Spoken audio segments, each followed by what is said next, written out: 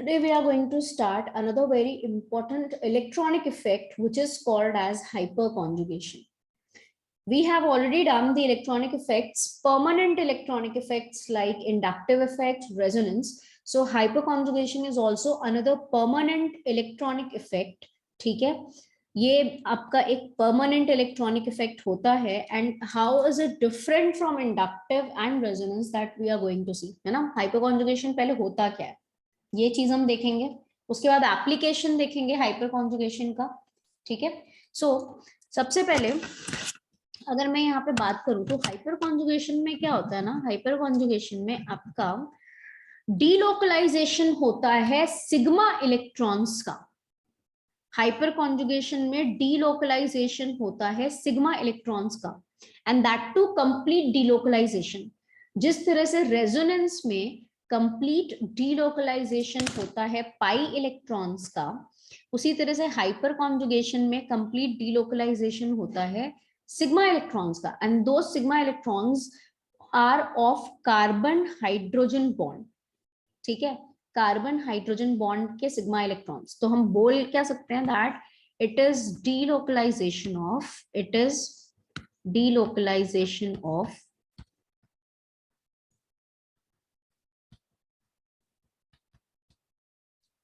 sigma electrons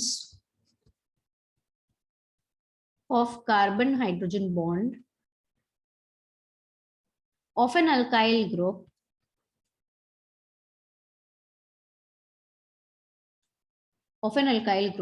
or we can say sp3 carbon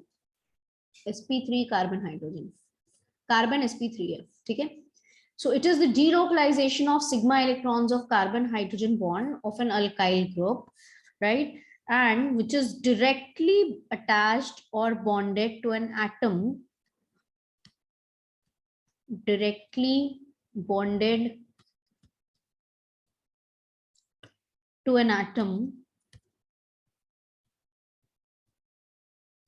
of an unsaturated system, to an atom of an unsaturated system. ठीक है, or an atom with unshared p orbital. ठीक है, तो अगर इसकी definition देखिए तो डेफिनेशन क्या बोल रहा है, डेफिनेशन बोल रहा है दैट हाइपर कॉन्जुगेशन जो होता है it is the delocalization of sigma electrons. और किसके sigma electrons, carbon hydrogen bond के सिग्मा इलेक्ट्रॉन्स.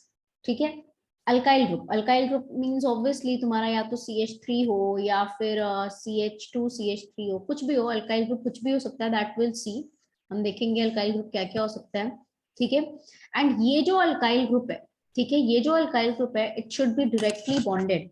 ये किसके साथ जुड़ा होना चाहिए, ये जुड़ा होना चाहिए आपके किसी अनसैचुरेटेड सिस्टम. अनसैचुरेटेड सिस्टम से मतलब हमारा यहाँ पे क्या हो गया, अल्कीन हो गया, अल्काइन हो गया, ठीक है, बेंजीन हो गया, या फिर कोई कॉन्जुगेटेड सिस्टम हो गया, डाइईन हो गया, ट्राइईन हो गया, लाइक दिस. ठीक है, डाइईन हो गया, ट्राइईन हो गया, या कॉन्जुगेटेड सिस्टम में मैं बोल रही हूँ ना, डाइईन हो गया, ट्राइईन हो गया, एंड सो ऑन. तो वो सब चीजें होंगी. And one more condition, an atom with unshared p orbitals, जिसके पास vacant p orbital हो, for example carbocation, free radical, इन दोनों के पास क्या होगा, vacant खाली होगा, या फ्री रेडिकल के पास क्या होगा, हाफ फिल्ड होगा, है ना.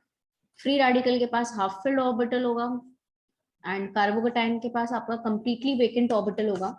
तो इस तरह के ऑर्बिटल के साथ भी आपका यहाँ पे क्या होगा, डीलोकलाइजेशन होगा sigma electrons of carbon hydrogen bond.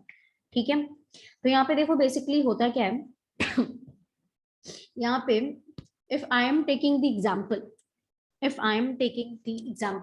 और यहाँ पे जो अल्काइल ग्रुप हम यहाँ पे बोलते हैं, दिस अल्काइल ग्रुप, ठीक है, कौन सा कार्बन हाइड्रोजन बॉन्ड होता है, जनरली वो अल्फा कार्बन जो है उसका सिग्मा इलेक्ट्रॉन्स आपका डीलोकलाइज होगा. So when I am saying alpha carbon, तो सबसे पहले हम देख लेते हैं कि अल्फा कार्बन क्या होता है। हाइपर कॉन्जुगेशन में आपके कौन से CH बॉन्ड इन्वॉल्व होते हैं, carbon hydrogen bond alpha carbon के। सो अल्फा कार्बन हम कैसे डिस्क्राइब कर रहे हैं यहाँ पे, let us see that alpha carbon क्या होगा। देखो basically alpha carbon is the carbon which is bonded to any functional group. वो ऐसा कार्बन जो कि किसी डायरेक्टली फंक्शनल ग्रुप से जुड़ा हो, या किसी मल्टीपल बॉन्ड से जुड़ा हो, या फ्री रेडिकल से जुड़ा हो, कार्बोकैटायन से जुड़ा हो, बेंजीन से जुड़ा हो, या किसी कॉन्जुगेटेड सिस्टम से जुड़ा हो। सो ऐसे कार्बन को हम बोलेंगे alpha carbon. So we can say carbon which is directly bonded to, carbon which is directly bonded to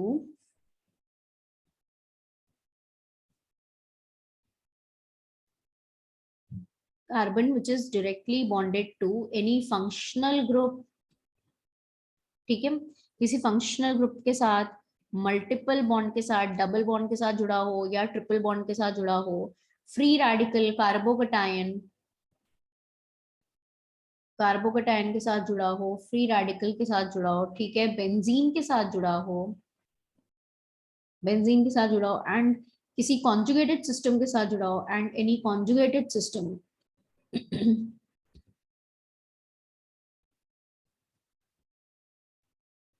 right. तो उसको हम क्या बोलेंगे, उसको हम बोलेंगे alpha carbon, is known as alpha carbon. उसको क्या बोलेंगे, अल्फा कार्बन। और अल्फा कार्बन के साथ जुड़ा हुआ hydrogen, it will be alpha hydrogen. Hydrogen bonded to alpha carbon, hydrogen bonded to alpha carbon is your alpha hydrogen. तो सबसे पहले आपको ये जानना है या ये पहचानना है दैट अल्फा कार्बन कौन सा होगा, right. For example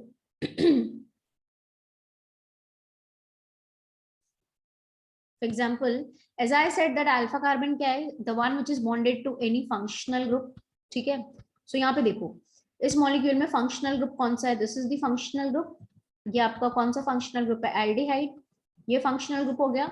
so the carbon which is directly bonded to this functional group is what, alpha carbon. तो इसके पास कितने हाइड्रोजन हैं, अल्फा हाइड्रोजन यहाँ पे कितने हो गए, दो हो गए, यहाँ पे दो अल्फा हाइड्रोजन हो गए, ठीक है, यहाँ पे दो अल्फा हाइड्रोजन हो गए।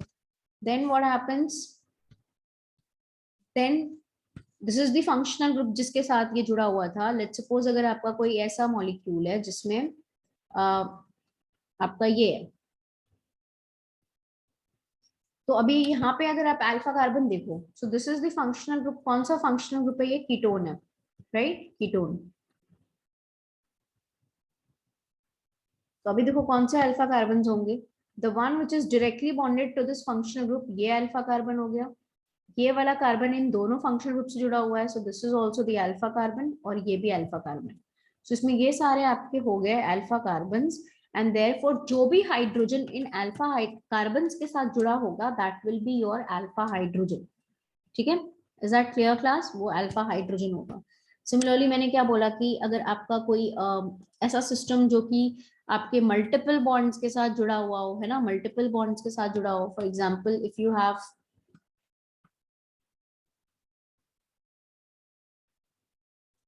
ठीक है, सुनाओ, ये क्या है, डबल बॉन्ड है, डबल बॉन्ड, ये दोनों डबल बॉन्ड वाले कार्बन हो गए, sp2 carbon. Now the carbon which is directly bonded to this double bond, ये हो गया डायरेक्टली बॉन्डेड, ये हो गया डायरेक्टली बॉन्डेड, ये हो गया डायरेक्टली बॉन्डेड, राइट। तो क्या हो जाएगा, ये सब के सब होंगे आपके अल्फा कार्बन। एंड जितने हाइड्रोजन जुड़े होंगे, यहाँ पे 3 हाइड्रोजन है, यहाँ पे 3 अल्फा हाइड्रोजन है, यहाँ पे कितने होंगे, यहाँ पे 2 अल्फा हाइड्रोजन है, राइट। यहाँ पे इस अल्फा कार्बन के साथ आपके 2 अल्फा हाइड्रोजन है, और यहाँ पे भी आपके 2 अल्फा हाइड्रोजन। तो टोटल इसमें आपके जितने अल्फा हाइड्रोजन देखो कितने हो गए, 3 + 2 5, 5 + 2 7। सो टोटल यहाँ पे आपके 7 अल्फा हाइड्रोजन हो गए with respect to the double bond, ठीक है, with respect to the double bond. Is that clear class. Similarly अगर आपने ये ले लिया, ये ट्रिपल बॉन्ड है, ठीक है, ये ट्रिपल बॉन्ड है। So with respect to this triple bond, आपका ये जो कार्बन है which is directly bonded to this, excuse me, that will be your alpha carbon. So इसके पास कोई अल्फा हाइड्रोजन है क्या, there is no hydrogen connected to this carbon, so यहाँ पे कोई अल्फा हाइड्रोजन नहीं है, there is no alpha hydrogen to this, ठीक है। फॉर एग्जाम्पल अगर आपने ये ले लिया, ये देखो ये कॉन्जुगेटेड सिस्टम है, या इसको हम बेंजीन भी बोल सकते हैं। ये एक पूरा का पूरा कॉन्जुगेटेड सिस्टम है, double single double double single double double single double, so it is a conjugated system, और what we can say that ये बेंजीन है, तो इसके रिस्पेक्ट में ये अल्फा कार्बन है, ठीक है, ये अल्फा कार्बन है। तो अल्फा कार्बन के पास कितने हाइड्रोजन है, राइट, यहाँ पे कितने हाइड्रोजन है, यहाँ पे आपके पास 2 हाइड्रोजन है, 2 अल्फा हाइड्रोजन, ठीक है, there are 2 alpha hydrogen. Clear है क्लास, ठीक है। सिमिलरली इफ यू हैव, तो यहाँ पे देखो दिस इज कार्बोकटायन, ये कार्बोकटायन, इसके साथ जुड़ा हुआ कार्बन जो डायरेक्टली बॉन्डेड कार्बन होगा, लाइक ये तीनों, ये अल्फा कार्बन, ये अल्फा कार्बन, ये alpha carbon, and the hydrogen bonded to this will be alpha hydrogen. क्या होगा, वो अल्फा हाइड्रोजन होगा। इफ यू हैव,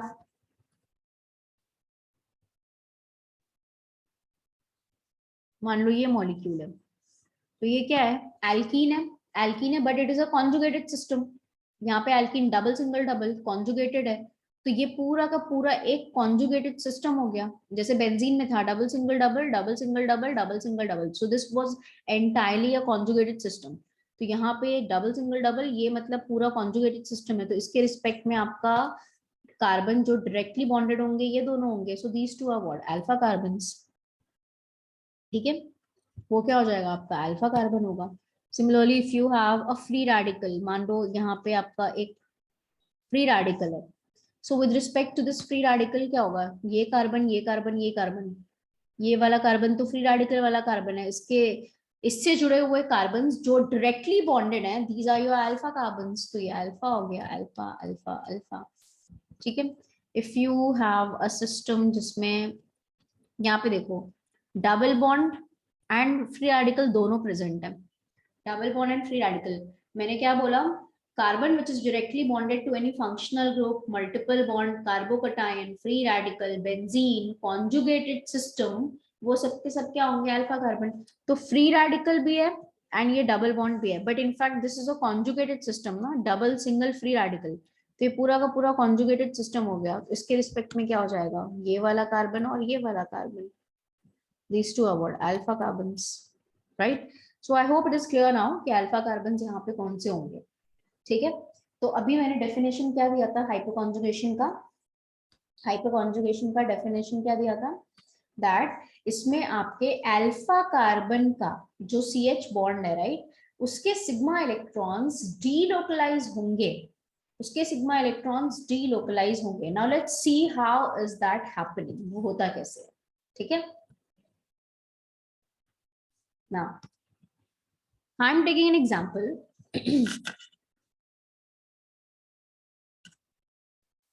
देखो मैं एक एग्जांपल ले रही हूँ, I'm taking an example for the carbocation.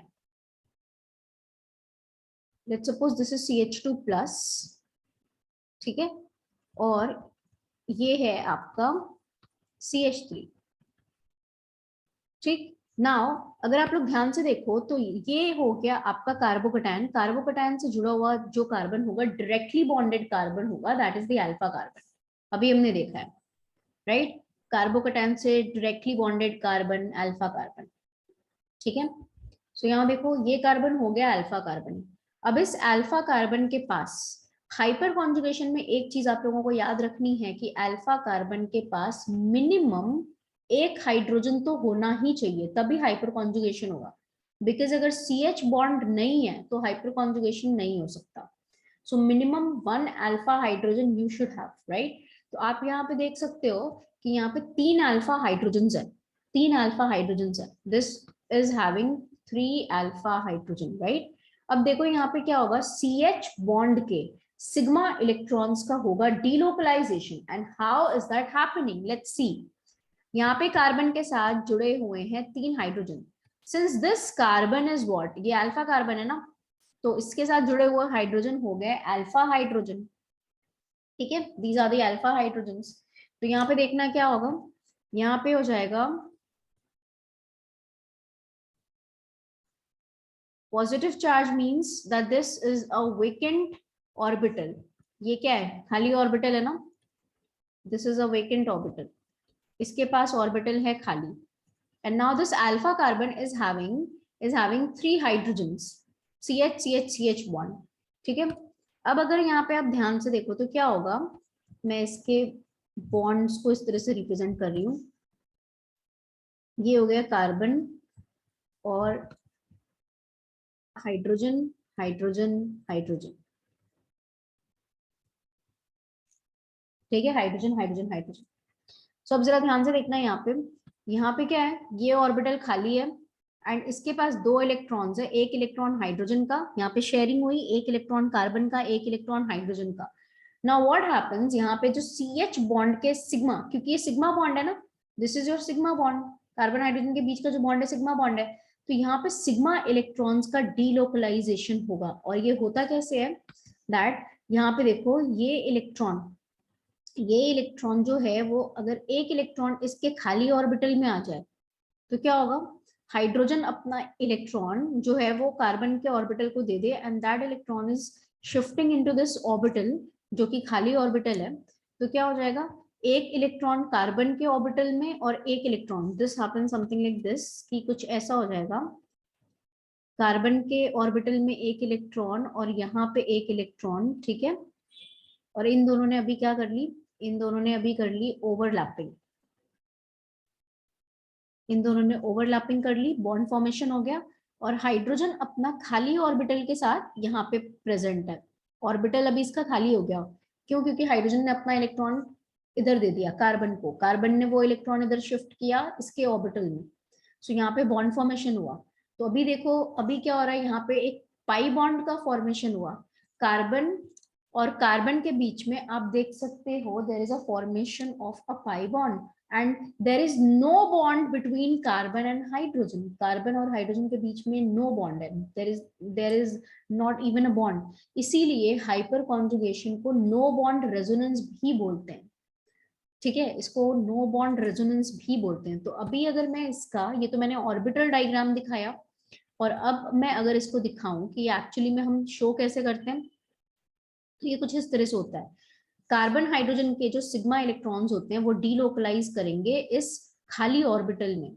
ठीक है. तो अब जब आप इसका हाइपर कॉन्जुगेटिव स्ट्रक्चर बनाओगे, वो बनाओगे, कार्बन और कार्बन के बीच में आ जाएगा डबल बॉन्ड, इसका पॉजिटिव चार्ज हो जाएगा न्यूट्रलाइज और हाइड्रोजन H++, हाइड्रोजन के पास अगर कोई इलेक्ट्रॉन ना हो, हाइड्रोजन हमें पता है कि इसके पास क्या होता है, एक इलेक्ट्रॉन एक प्रोटॉन. ठीक है. हाइड्रोजन हाइड्रोजन जो है it is having 1 electron and 1 proton. आपने इलेक्ट्रॉन दे दिया तो अभी इसके पास सिर्फ प्रोटॉन है, इसीलिए तो H+ को प्रोटॉन बोलते हैं. अभी जब आपने एक इलेक्ट्रॉन यहाँ से बाहर निकाल दिया, that means this hydrogen is only left with 1 proton, so that is why it is called as proton, इसलिए इसको प्रोटॉन बोलते हैं. तो H+ and therefore this is hydrogen, this is hydrogen. अब एक और चीज, बहुत लोगों को लग रहा होगा कि हाइड्रोजन क्या बाहर चला गया, इसको छोड़ के चला गया, बिल्कुल भी नहीं, बिल्कुल भी नहीं. हाइड्रोजन इसको बाहर छोड़ के नहीं जाता. ये जो इलेक्ट्रॉनिक फील्ड होगी यहाँ पे, राइट, इलेक्ट्रॉन की जो फील्ड है यहाँ पे, हाइड्रोजन एक बहुत ही छोटा आयन होता है, H+ is a very small ion, right. तो वो क्या होगा, वो इस electric, I mean this electron की जो फील्ड होगी उससे अट्रैक्टेड होगा और यहीं पे इसके क्लोज विसिनिटी में होगा, इसके क्लोज विसिनिटी में होगा, ये इसको छोड़ के नहीं जा रहा. There is attraction, there is attraction. ठीक है. अब यहाँ पे क्लास देखो, इसके पास कितने अल्फा हाइड्रोजन्स थे, इसके पास कितने अल्फा हाइड्रोजन्स थे, 3 अल्फा हाइड्रोजन्स थे. सो दैट मींस यहाँ पे 2 और अल्फा हाइड्रोजन जो है, 2 और अल्फा हाइड्रोजन वो भी अभी जाएंगे ना, कोई सा भी जा सकता है. अच्छा, हो सकता है कि कुछ लोगों को ये डाउट हो जाए दैट डीलोकलाइजेशन के लिए ऑर्बिटल्स जो हैं वो सेम प्लेन में होने चाहिए, राइट. ये तो sp3 कार्बन है, ये sp3 कार्बन है ना, sp3 कार्बन, sp3 कार्बन का CH बॉन्ड जो है वो डीलोकलाइज हो रहा है. ठीक है. सो ऑर्बिटल सेम प्लेन में होना चाहिए. क्लास एक चीज याद रखना, अभी अभी टेक्नोलॉजी इतनी एडवांस हो चुकी है that we have so many sophisticated instruments जिससे बॉन्ड लेंथ, बॉन्ड एनर्जी और बाकी बॉन्ड में बॉन्ड एंगल, ये सारी चीजें बहुत एक्यूरेटली मेजर की जाती हैं। और यहाँ पे एक्चुअली होता क्या है ना, ये सिग्मा बॉन्ड है एंड सिग्मा बॉन्ड के अबाउट होता है फ्री रोटेशन, मतलब इसके अबाउट फ्री रोटेशन, बॉन्ड जो होता है वो फ्रीली रोटेट करता है एंड दैट टू इसकी जो फ्रीक्वेंसी होती है वो बहुत ज्यादा होती है, मेगाहर्ट्ज में होती है। मतलब आप ये समझो कि एक सेकेंड में वो नंबर ऑफ टाइम्स जो वो रोटेट कर रहा होगा that is very high, very high. तो जब वो रोटेट कर रहा होगा तो कोई ना कोई ऐसा इंस्टेंट जरूर आता होगा कि ये ऑर्बिटल और ये ऑर्बिटल सेम प्लेन में आएंगे, और जब वो सेम प्लेन में आएंगे देयर हैपेंस द डीलोकलाइजेशन। ये सब चीजें जो हैं वो आपकी इलेक्ट्रॉनिक लेवल पे चल रही हैं, इलेक्ट्रॉनिक लेवल पे। And I said that frequency जो होती है वो मेगाहर्ट्ज में होती है, मतलब जो रोटेशन हो रहा है वो इतना रैपिड हो रहा है कि हम अपने, आई मीन ऑब्वियसली इलेक्ट्रॉनिक चीजें तो वैसे भी हम नहीं देख सकते, बट इट इज लाइक कि वो इतना फास्ट होता है। There might be certain instant, कभी ना कभी तो ये ऑर्बिटल्स आपके सेम प्लेन में आएंगे और तभी डीलोकलाइजेशन होगा सिग्मा इलेक्ट्रॉन्स का। ठीक है, is that clear class? Possibility, ये CH बॉन्ड भी आपका डीलोकलाइज होगा, ये CH बॉन्ड भी आपका डीलोकलाइज होगा, so we can have two more hyperconjugative structures. जब हम यहाँ पे क्या दिखाएंगे, दिस इज योर CH और यहाँ पे हाइड्रोजन ने अपना इलेक्ट्रॉन डीलोकलाइज कराया तो ये H+ के फॉर्म में है, और मैंने बार बार बोला कि यहाँ से H+ इसको छोड़ के बाहर नहीं जाता। ये सब चीजें क्या होती है, बहुत ही फास्ट होती हैं। So this hydrogen having a positive charge, यहाँ पे इलेक्ट्रॉन डेंसिटी, इलेक्ट्रॉन की फील्ड होगी, ये उसके साथ अट्रैक्शन में होगा एंड इसके क्लोज विसिनिटी में होगा, right. And similarly you can have one more hyperconjugative structures. वो क्या होगा, जब ये CH बॉन्ड अपने इलेक्ट्रॉन्स, अपने सिग्मा इलेक्ट्रॉन्स को डीलोकलाइज करेगा, सो this is your CH2, sorry यहाँ पे पॉजिटिव चार्ज था ना, हाँ राइट, तो ये पॉजिटिव न्यूट्रलाइज हो गया अभी H+ के फॉर्म में। सो ये आपके बन गए हाइपर कॉन्जुगेटिव स्ट्रक्चर्स। तो यहाँ पे देखो आपके पास 3 अल्फा हाइड्रोजन थे, you were having 3 alpha hydrogen, so you are having 3 hyperconjugative structures. 3 alpha hydrogen थे ना, तो यहाँ पे आपके पास 3 हाइपर कॉन्जुगेटिव स्ट्रक्चर्स हैं। एंड इनफैक्ट टोटल स्ट्रक्चर अगर हम बोले आफ्टर हाइपर कॉन्जुगेशन तो 4 होंगे, including this 1 2 3 4, right. 3 alpha hydrogen, तो यहाँ पे 3 हाइपर कॉन्जुगेटिव स्ट्रक्चर्स मिले आपको। एंड यहाँ पे total structure after hyperconjugation कितना हो गया, 4 हो गया, इंक्लूडिंग दिस स्ट्रक्चर। ठीक है क्लास, इज दैट क्लियर? ठीक है, तो आपको समझ में आया यहाँ पे जो सिग्मा इलेक्ट्रॉन्स हैं कार्बन हाइड्रोजन बॉन्ड के, और कौन सा carbon, sp3 carbon, sp3 carbon का जो CH बॉन्ड है उसके सिग्मा इलेक्ट्रॉन्स डीलोकलाइज होते हैं अगर उसके एडजेसेंट वाले कार्बन के पास क्या प्रेजेंट है, वेकेंट ऑर्बिटल है, and that could be your carbocation या फ्री रेडिकल, या अगर आपका कोई unsaturated system like alkene, benzene या कॉन्जुगेटेड सिस्टम है तो उसके साथ। ठीक है, तो वहां पे इलेक्ट्रॉन्स का डीलोकलाइजेशन होगा। Is that clear class? ठीक है, तो यहाँ पे दूसरा एग्जांपल देखिए, और मैंने यहाँ पे एक चीज बोली, what did I say, I said that number of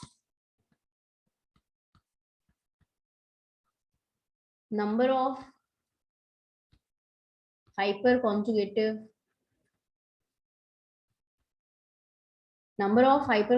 structures, ठीक है, number of hyperconjugative structures कितने होंगे, it is equal to number of alpha hydrogen,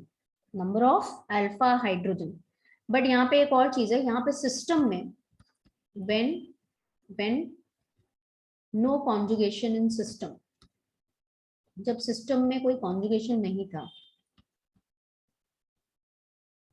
ठीक है, so it is number of hyperconjugated structures is equal to the number of alpha hydrogen, and total structures after hyperconjugation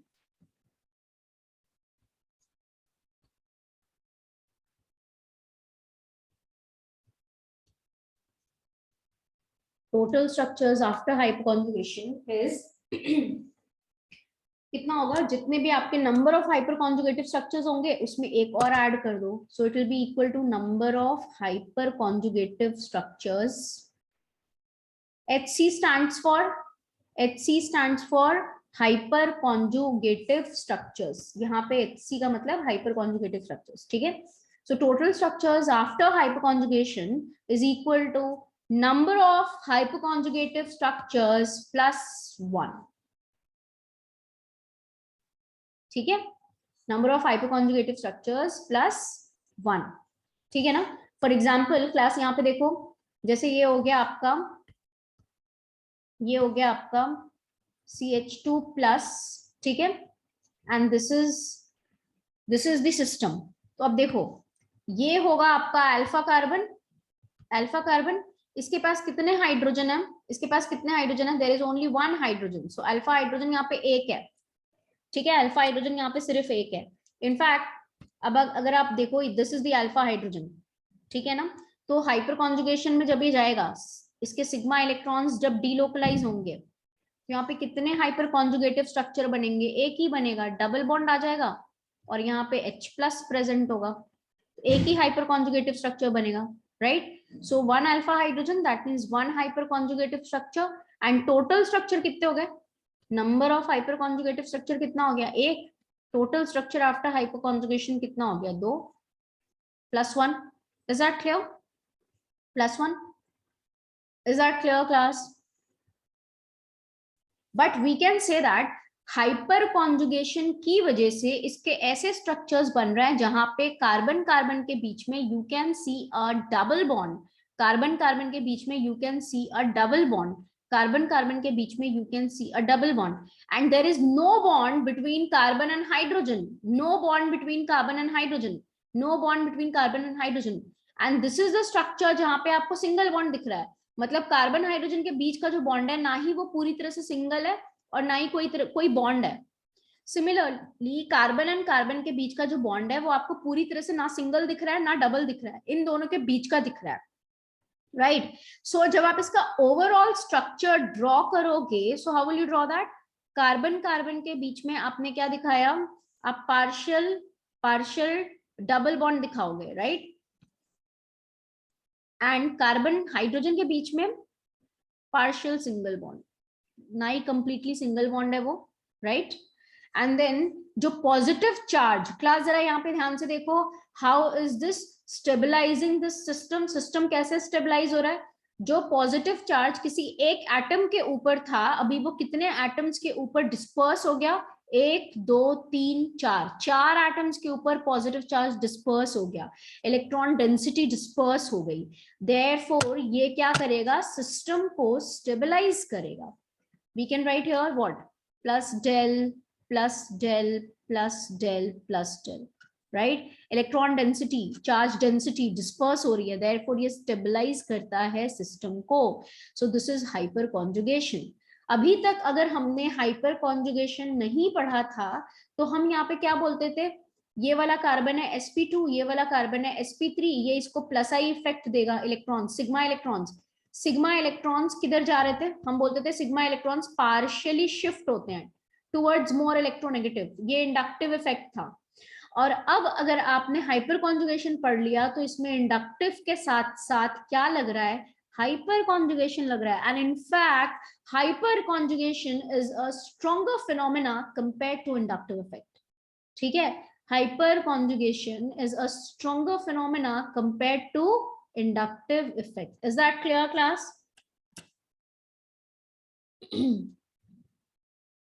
ठीक है. And जो चीज आपने देखी कार्बोकटायन में, वही चीज आपके फ्री रेडिकल में भी होगी. जो चीज आपने कार्बोकटायन में देखी वही आपके फ्री रेडिकल में भी होगी. This is the free radical. ये वाला कार्बन क्या हो गया, ये फ्री रेडिकल है. ये कार्बन क्या हो गया, अल्फा कार्बन, इसके पास है एक अल्फा हाइड्रोजन, राइट. इसके पास है एक अल्फा हाइड्रोजन. सो यहाँ पे कितने हाइपर कॉन्जुगेटिव स्ट्रक्चर्स बनेंगे, how many hyper conjugative structures will be formed here, एक. टोटल स्ट्रक्चर 2 होंगे, हाइपर कॉन्जुगेटिव स्ट्रक्चर 1. यहाँ पे भी होगा सिग्मा इलेक्ट्रॉन्स का. कौन से sigma electrons, carbon hydrogen sigma electrons, and that too alpha carbon. हमेशा याद रखना अल्फा कार्बन, ठीक है. अल्फा कार्बन का जो CH बॉन्ड होगा उसके सिग्मा इलेक्ट्रॉन्स डीलोकलाइज होंगे. फ्री रेडिकल के पास क्या होता है, फ्री रेडिकल के पास इस ऑर्बिटल में एक ही इलेक्ट्रॉन होता है, सो ये डीलोकलाइज. जब भी फ्री रेडिकल में इलेक्ट्रॉन्स का आप डीलोकलाइजेशन कराओगे, बॉन्ड को हमेशा तोड़ोगे कैसे, bond will be broken homolytically, याद रखना ये चीज, बॉन्ड हमेशा होमोलिटिकली टूटेगा, ठीक है, बॉन्ड हमेशा होमोलिटिकली टूटेगा। तो यहाँ पे क्या होगा, बॉन्ड को कैसे क्लीव करोगे आप, ऐसे होमोलिटिक, अपना इलेक्ट्रॉन लेके जा रहा है, कार्बन को इलेक्ट्रॉन दे रहा है, एंड देन इस कार्बन के ऑर्बिटल में एक इलेक्ट्रॉन आया, इन दोनों ने शेयरिंग करी, क्या हो जाएगा, कार्बन कार्बन के बीच में पाई बॉन्ड का formation, and hydrogen free radical के फॉर्म में बाहर, फ्री रेडिकल के फॉर्म में बाहर। तो इसका ओवरऑल स्ट्रक्चर जब आप बनाओगे तो क्या होगा, यहाँ पे पार्शियल डबल बॉन्ड हाइड्रोजन के साथ partial single bond, right, and this will be your del free radical, del free radical. Is that clear class? जैसा आपके कार्बोकटायन के साथ होता है वैसा ही आपके फ्री रेडिकल के साथ होता है। कार्बोकटायन को इलेक्ट्रॉन डोनेटिंग ग्रुप स्टेबलाइज करता है, फ्री रेडिकल को भी इलेक्ट्रॉन डोनेटिंग ग्रुप स्टेबलाइज करता है। Is that clear? ठीक है,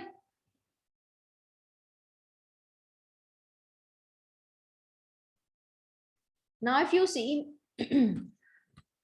अगर यही चीज क्लास आपके अनायन के साथ होती, कार्बन आयन के साथ, कार्बन आयन के साथ, सो this is the CH alpha carbon, ये सिग्मा इलेक्ट्रॉन्स,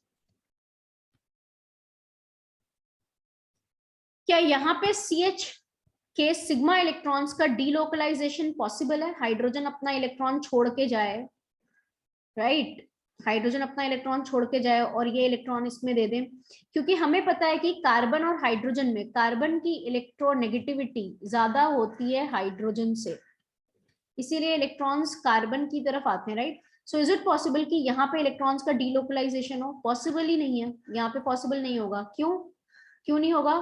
क्योंकि अनायन का जो ऑर्बिटल है this is already fully filled. तो याद रखना आप लोग एक चीज कि कार्बन आयन में hyperconjugation, delocalization sigma electrons का नहीं हो रहा इनटू दिस ऑर्बिटल, ठीक है, यहाँ पे ये नहीं हो रहा बिकॉज ऑलरेडी इसका वेकेंट, इसका ऑर्बिटल क्या है, इट इज फुली फिल्ड, ठीक है। नाउ मैंने क्या बोला था, हाइपर कॉन्जुगेशन कब कब होगा, जब आपका sp3 कार्बन या अल्फा कार्बन किसके किसके साथ जुड़ा हो, it is bonded to carbocation, free radical, alkene, किसी मल्टीपल बॉन्ड के साथ, किसी बेंजीन के साथ या किसी कॉन्जुगेटेड सिस्टम के साथ। सो हम देख लेते हैं यहाँ पे मल्टीपल बॉन्ड्स के साथ भी। लेट्स सपोज अगर हमारा ये मॉलिक्यूल है, this is CH double bond CH2, सो इस एल्कीन के रिस्पेक्ट में ये कार्बन हो गया अल्फा कार्बन और इसके साथ जुड़ा हुआ है एक alpha hydrogen. So that means यहाँ पे हाइपर कॉन्जुगेशन होगा, right. As I said that hyperconjugation होने के लिए मिनिमम एक अल्फा हाइड्रोजन आपके पास होना चाहिए, ठीक है, मिनिमम एक अल्फा हाइड्रोजन आपके पास होना चाहिए। तो यहाँ पे इसके पास अल्फा हाइड्रोजन है ना, there is one alpha hydrogen, एक अल्फा हाइड्रोजन है। सो देखते हैं वो कैसे डीलोकलाइज होगा। सो दिस इज समथिंग, ये कैसे होगा आपका डीलोकलाइज, ये हो गया CH डबल बॉन्ड CH2 और यहाँ पे है आपका हाइड्रोजन। सो CH बॉन्ड के सिग्मा इलेक्ट्रॉन्स, CH बॉन्ड के सिग्मा इलेक्ट्रॉन्स जो हैं वो क्या होंगे, वो आपके डीलोकलाइज होंगे।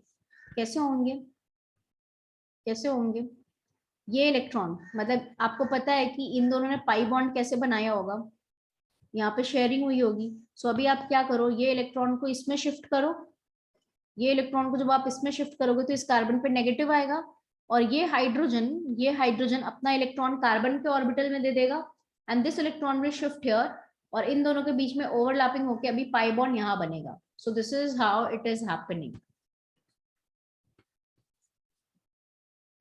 ऑर्बिटल डायग्राम अगर मैं दिखाऊं तो ये कैसे होगा,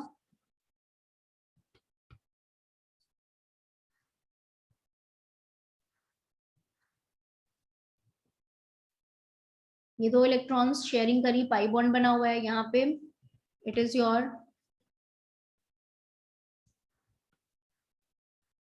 कार्बन हाइड्रोजन, राइट, ये एक इलेक्ट्रॉन कार्बन का, एक इलेक्ट्रॉन हाइड्रोजन का। सो अभी कैसे होगा डीलोकलाइजेशन, ये इलेक्ट्रॉन अगर इधर शिफ्ट हो जाए तो इस कार्बन में दो इलेक्ट्रॉन्स आ गए, दैट मींस इसके ऊपर आएगा नेगेटिव चार्ज, ठीक है, एंड देन हाइड्रोजन कैसे बाहर जा रहा है, अपना इलेक्ट्रॉन छोड़ के जा रहा है, देयरफॉर H प्लस के फॉर्म में, और ये एक इलेक्ट्रॉन इधर शिफ्ट करा दिया, इन दोनों के बीच में ओवरलैपिंग करा दी। सो क्या हो जाएगा, क्या बनेगा, यहाँ पे आएगा double bond, this is CH, this is CH2 minus, और यहाँ पे क्या होगा, H प्लस के फॉर्म में ये यहीं पे रहेगा, बाहर नहीं जाएगा, that's what I am saying. ठीक है, एक ही अल्फा हाइड्रोजन था। सो this is how it is happening, ये तो मैंने ऑर्बिटल डायग्राम बनाकर दिखाया है। ठीक है, so this is how it is happening, ये हो गया, ये इसका हाइपर कॉन्जुगेटिव स्ट्रक्चर बन गया एल्कीन के केस में। एंड जब आप इसका ओवरऑल स्ट्रक्चर बनाओगे तो क्या बनेगा, CH, राइट। ओवरऑल स्ट्रक्चर कैसे बनेगा, यहाँ देखो, कार्बन कार्बन के बीच में आपको यहाँ पे सिंगल बॉन्ड दिख रहा था, बट अभी क्या होगा, पार्शियल डबल बॉन्ड, और ये जो डबल बॉन्ड था that is also a partial double bond, क्योंकि यहाँ पे तो सिंगल हो गया, so it will be a partial double bond, right, and hydrogen. So ये क्या होगा, del minus del plus, and carbon hydrogen के बीच का जो बॉन्ड होगा ये क्या होगा, partial single bond. So this is how it is being made, this is how it is being made. Is that clear class, ये आपका एल्कीन के साथ हो गया। And what I am trying to say is, अब जरा ध्यान से सुनना, hyperconjugation is a very important effect which is used to explain the stability of alkenes. alkenes के केस में हम बहुत जगह पे यूज करते हैं हाइपर कॉन्जुगेशन इफेक्ट को, उसकी स्टेबिलिटी एक्सप्लेन करने के लिए। इनफैक्ट जब आप आगे चल के हाइड्रोकार्बन्स चैप्टर पढ़ोगे तो वहां पे हम एक रूल पढ़ेंगे, हॉफमैन रूल, सेट्जेफ रूल, एल्कीन की स्टेबिलिटी को डिसाइड करने के लिए। तो वहां पे मैं डायरेक्टली बोलूंगी, देखो जितने ज्यादा हाइपर कॉन्जुगेटिव स्ट्रक्चर्स उतनी stability. There I won't be explaining कि यहाँ पे number of hyperconjugative structures ज्यादा क्यों है, वहां पे डायरेक्टली हम बोलेंगे जितने ज्यादा हाइपर कॉन्जुगेटिव स्ट्रक्चर्स उतनी ज्यादा stability, right. So this is a very important effect जो कि आपके एल्कीन में भी हम देखते हैं for explaining the stability orders and stability of that molecule। ठीक है, सो यहाँ पे भी हाइपर कॉन्जुगेशन हुआ, और सिंस एक अल्फा हाइड्रोजन था तो एक hyper conjugative structure, total structures हो गए 2। सिमिलरली मैंने यहाँ पे क्या ले लिया, एक दूसरा एग्जांपल ले लिया विच इज योर एल्काइन ले लिया, CH ट्रिपल बॉन्ड C, यहाँ पे CH तो नहीं होगा, सिर्फ C होगा, this is your C triple bond CH।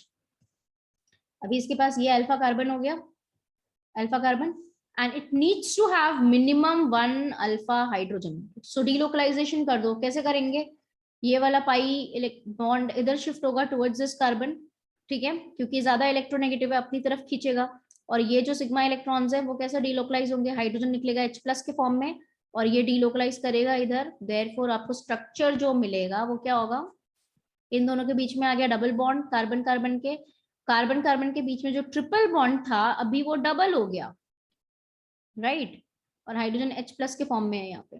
So that means अगर आप देखो तो इसका ओवरऑल स्ट्रक्चर देखो तो क्या होगा, ये बॉन्ड जो आपको ट्रिपल दिख रहा था इसमें डबल दिख रहा है, ये बॉन्ड जो आपको सिंगल दिख रहा था यहाँ डबल दिख रहा है, यहाँ पे जो आपको सिंगल बॉन्ड दिख रहा था यहाँ पे कोई बॉन्ड नहीं है, नो बॉन्ड, देयरफॉर ये क्या होगा, अगर आप इसका ओवरऑल स्ट्रक्चर ड्रॉ करोगे, so this is going to be, this is a partial triple bond, this is a partial double bond, this is a partial single bond, ठीक है।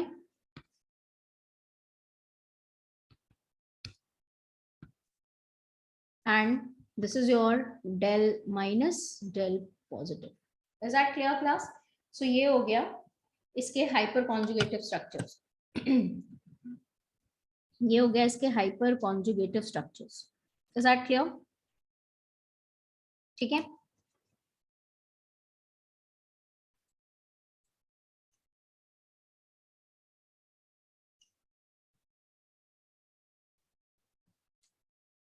नाउ अब देखो मैंने लिखवाया था कि number of hyperconjugative structures is equal to number of alpha hydrogen जब system में कोई कॉन्जुगेशन नहीं था, एंड टोटल स्ट्रक्चर्स क्या होंगे, number of hyperconjugative structures plus 1, ठीक है, number of hyperconjugative structures plus 1। अब अब मैं ऐसा सिस्टम ले रही हूँ which is a conjugated system, for example benzene ले लेते हैं, बेंजीन में तो ऑलरेडी कॉन्जुगेशन होता है। सो देखो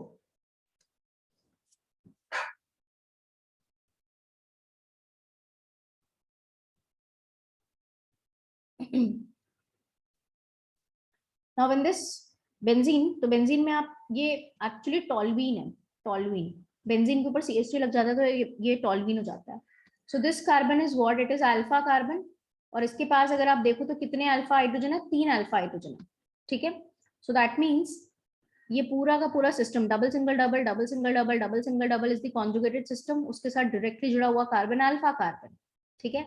अब अगर आप देखो तो यहाँ पे अल्फा कार्बन का जो कार्बन हाइड्रोजन बॉन्ड है उसके जो सिग्मा इलेक्ट्रॉन्स हैं वो डीलोकलाइज करेंगे, है ना, सिग्मा इलेक्ट्रॉन्स डीलोकलाइज करेंगे, और डीलोकलाइजेशन का डायरेक्शन क्या होगा, ऑब्वियसली टुवर्ड्स sp2 कार्बन, है ना, टुवर्ड्स sp2 कार्बन। तो कैसे होगा डीलोकलाइज करते हैं, ये सिग्मा इलेक्ट्रॉन्स इधर डीलोकलाइज करेंगे, ये पाई बॉन्ड इधर शिफ्ट होगा, एज अ रिजल्ट हमें क्या मिलेगा, यहाँ आएगा नेगेटिव, यहाँ आएगा डबल बॉन्ड, ठीक है, यहाँ पे कोई बॉन्ड नहीं, हाइड्रोजन प्लस के फॉर्म में, and this is what we are getting. अब जरा ध्यान से सुनना, क्योंकि सिस्टम कॉन्जुगेटेड है, this system is what conjugated, तो अब यहाँ पे एक अल्फा हाइड्रोजन से, ये तो एक हाइपर कॉन्जुगेटिव स्ट्रक्चर बना, बट ये खुद रेजोनेंस में जा सकता है ना, तो इसके अभी दो और स्ट्रक्चर्स बनेंगे, वो क्या होगा, वो क्या होगा, यहाँ नेगेटिव चार्ज आएगा and CH plus, I mean जब ये नेगेटिव शिफ्ट हुआ towards this carbon like this, ठीक है, फिर क्या हो जाएगा,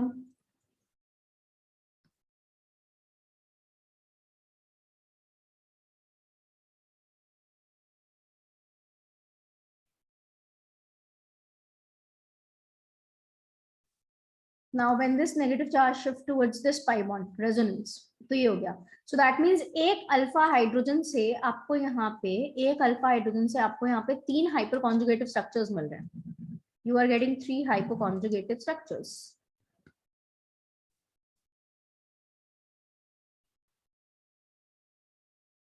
एक अल्फा हाइड्रोजन से, एक अल्फा हाइड्रोजन से आपको 3 हाइपर कॉन्जुगेटिव स्ट्रक्चर्स मिल रहे हैं, तो इसके पास कितने हैं, 3 अल्फा हाइड्रोजन है ना, तो 3 अल्फा हाइड्रोजन से आपको कितने हाइपर कॉन्जुगेटिव स्ट्रक्चर्स मिलेंगे, 9 hyper conjugative structures, right, and total structures कितने हो जाएंगे क्लास, टोटल स्ट्रक्चर्स कितने हो जाएंगे, 9 + 1 दैट इज 10, ठीक है, यहाँ पे टोटल स्ट्रक्चर्स कितने हो जाएंगे आपके, 10 हो जाएंगे। तो जब सिस्टम कॉन्जुगेटेड है, सिस्टम कॉन्जुगेटेड है, तो वहां पे आपके number of hyperconjugated structures जो है वो कॉन्जुगेशन के ऊपर भी डिपेंड कर रहे हैं, right, and that is why जब मैंने इसके पहले लिखवाया था कि number of hyperconjugated structures is equal to number of alpha hydrogen, तो वहां पे लिखा था when system is not in conjugation, जब सिस्टम कॉन्जुगेशन में नहीं है तब, right, is that clear class, okay, moving ahead, so this is called as what, hyper conjugation, इसी को बोलते हैं हाइपर कॉन्जुगेशन, ठीक है। और मैंने क्या बोला, hyperconjugation is also called as no bond resonance, और इसको बेकर नाथन इफेक्ट भी बोलते हैं, this is also called as delocalization of sigma electron with pi bond, ठीक है, ये सारे नाम से भी हम हाइपर कॉन्जुगेशन को बोलते हैं, ठीक है। Hyperconjugation is also called as no bond resonance, Baker Nathan effect,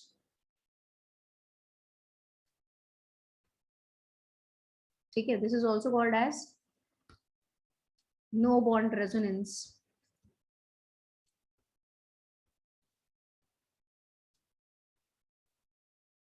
this is also called as Baker-Nathan effect,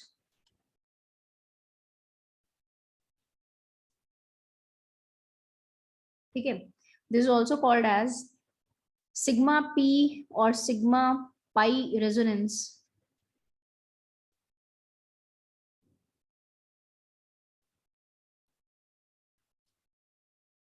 and भी बहुत सारे नामों से बोलते हैं, delocalization of sigma electron with pi bond and so on, ठीक है, is that clear class? So this is how we can draw the resonate hyperconjugative structures.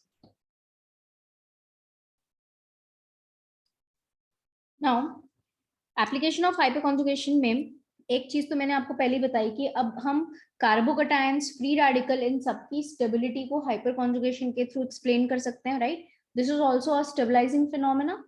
So will be comparing the stability of the molecules. ठीक है, सो पहले देखते हैं application में.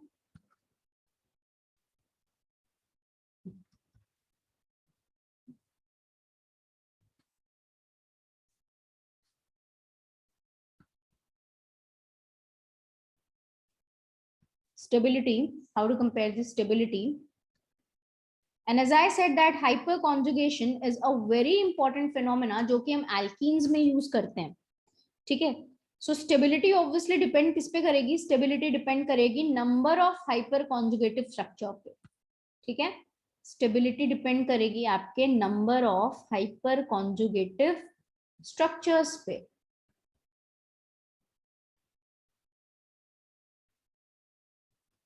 Number of hyperconjugative structures.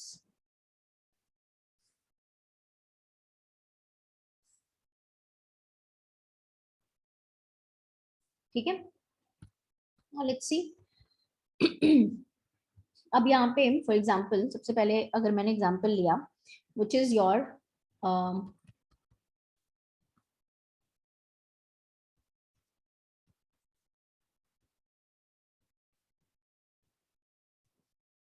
चलो ये लिखते हैं. This is A, then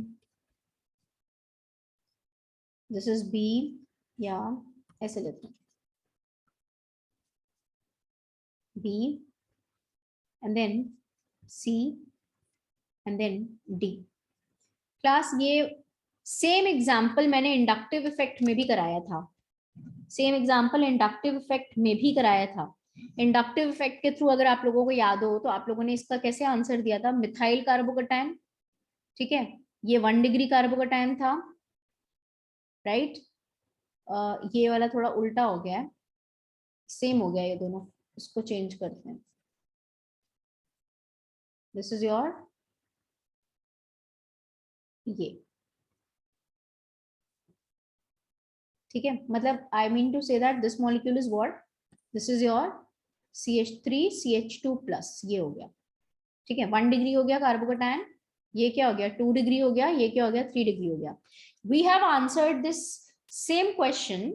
same question हमने इंडक्टिव इफेक्ट के थ्रू एक्सप्लेन किया था, राइट? याद करो आप लोग. तो मैंने यहाँ पे क्या एक्सप्लेन करा था? दैट यहाँ पे प्लस आई लगेगा, यहाँ पे 2 तरफ से प्लस आई लग रहा है, और यहाँ पे 3 तरफ से प्लस आई लग रहा है. सो टर्शरी कार्बोकटायन की स्टेबिलिटी सेकेंडरी से ज्यादा, सेकेंडरी की प्राइमरी से ज्यादा, देन उसकी मिथाइल से ज्यादा. But now we are going to answer this question with the help of hyperconjugation. क्योंकि hyperconjugation is a better stabilizing factor. It is a stronger effect compared to inductive. Inductive में सिर्फ partial धक्का दिया जाता है sigma electrons को. यहाँ पे कार्बन हाइड्रोजन के जो सिग्मा इलेक्ट्रॉन्स हैं उनको कंप्लीटली डिलोकलाइज किया जा रहा है. चार्ज का डिस्पर्जन हो रहा है डिफरेंट एटम्स पे, राइट? तो यहाँ पे देखो कितने अल्फा हाइड्रोजन हो गए. यहाँ पे कितने अल्फा हाइड्रोजन है? There are 3 alpha hydrogen. मतलब कितने हाइपरकॉन्जुगेटिव स्ट्रक्चर्स बनेंगे? 3 हाइपरकॉन्जुगेटिव स्ट्रक्चर. यहाँ पे कितने अल्फा हाइड्रोजन है? 6 अल्फा हाइड्रोजन. सो कितने हाइपरकॉन्जुगेटिव स्ट्रक्चर? 6 हाइपरकॉन्जुगेटिव स्ट्रक्चर. यहाँ पे कितने अल्फा हाइड्रोजन हो गए? 1 2 3, 3 अल्फा कार्बन्स. हर एक के पास 3 हाइड्रोजन. सो दैट मीन्स कितने alpha hydrogen? 9 alpha hydrogen. 9 alpha hydrogen. So कितने hyperconjugative structures? 9 hyperconjugative structure. So stability order क्या हो जाएगा class? What will be the stability order?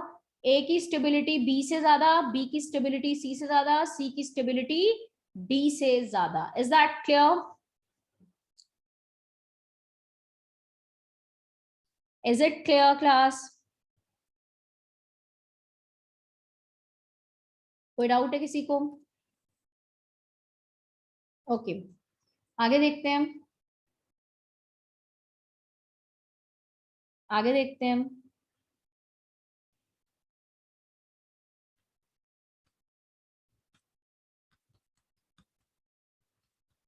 Let's suppose अगर आपके पास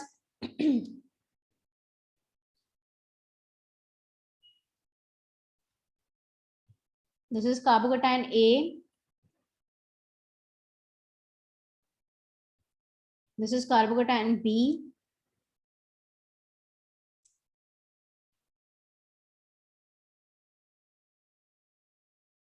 This is carbocation C.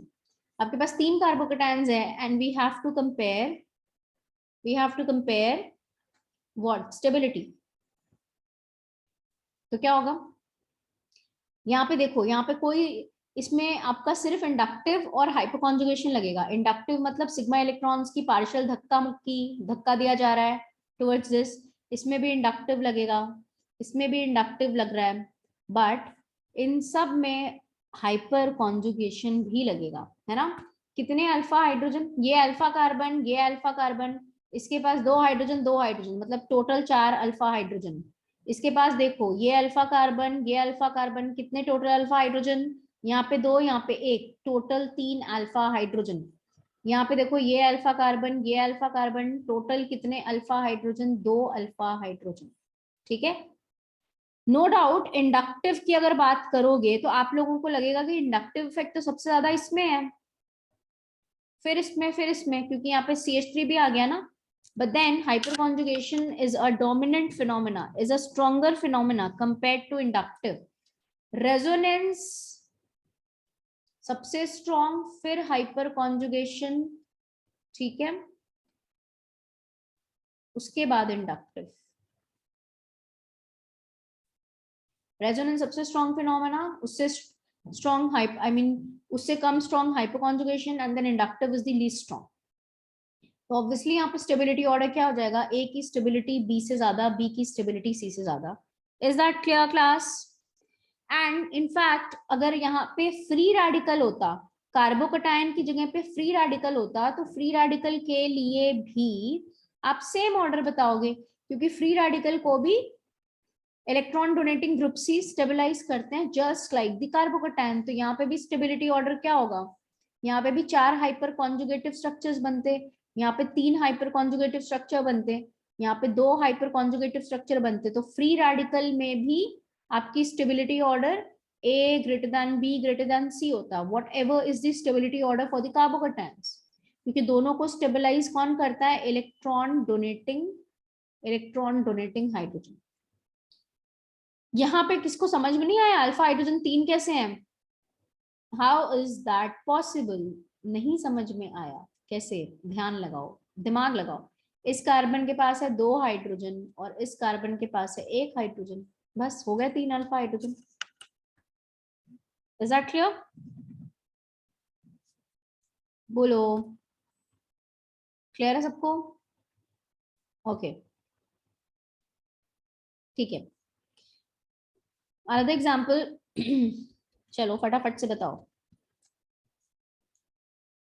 Let's suppose if I am taking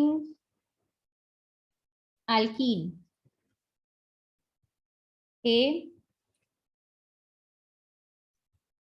B,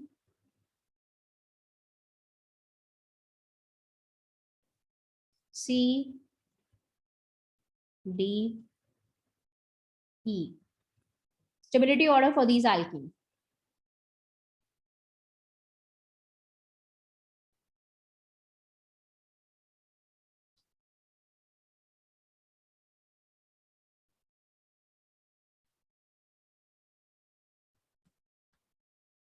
Stability order for these alkene.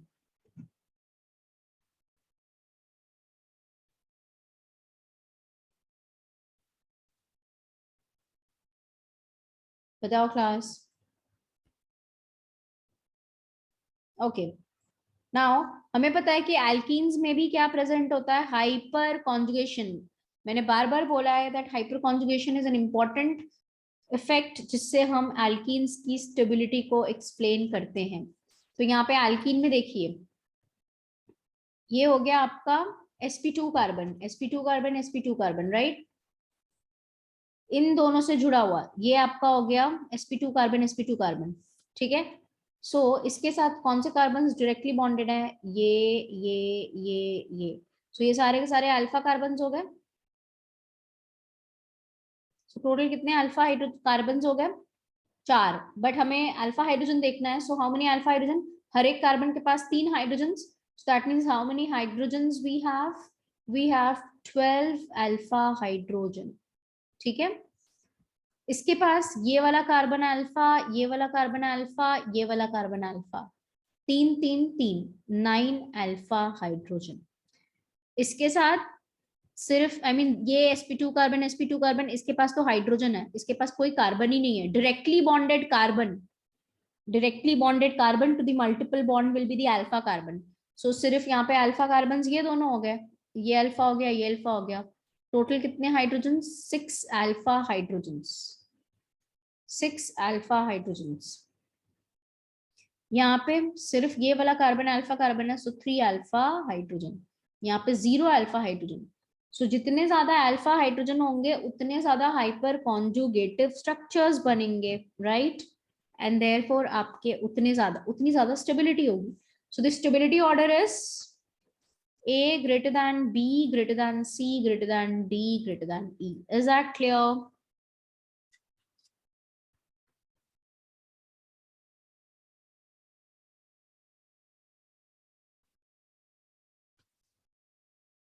Okay.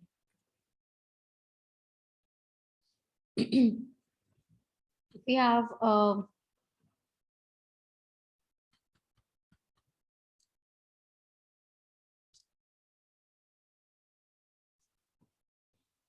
let's suppose अगर हमारे पास ये है alkyne ले लिया, A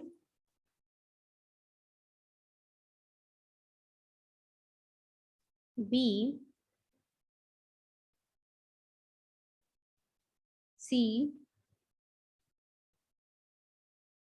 is that possible? It's not possible, है ना? रुको, ये गलत बनाया स्ट्रक्चर.